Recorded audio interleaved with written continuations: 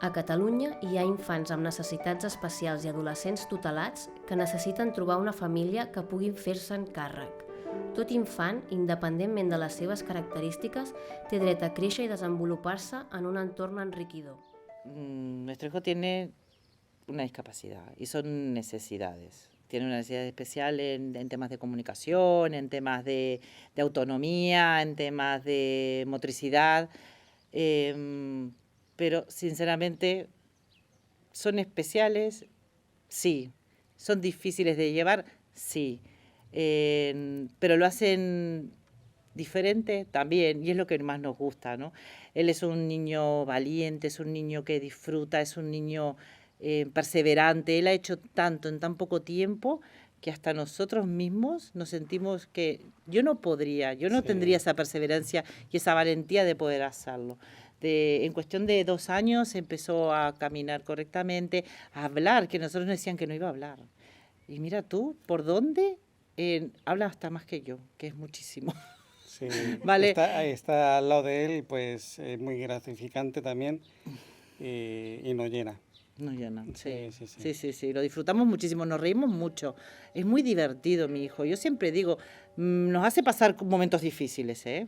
Momentos que decimos, madre mía, ¿qué hacemos?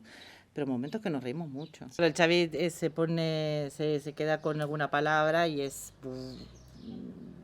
se atomiza él mismo con esa palabra. Y a veces no entienden que nosotros ya lo sabemos, que va a decir esa palabra, pues la dice. Lo corregimos. También tenemos que entender que él no entiende ni ve las cosas ni las siente de la misma forma que otro niño. Yo diría personalmente que se animara sin tener ningún tipo de miedo, porque es muy bello en sí. El tiempo que te tiras con él, con tu hijo, la verdad que No está pagado. no está pagado. A ver, es un proceso difícil. El llegar a la adopción, el llegar a decidir adoptar, pero es muy gratificante. Da igual. Yo sé que es difícil el decidir a buscar a un niño con necesidades especiales. Es muy difícil llegar a esa decisión, ¿no?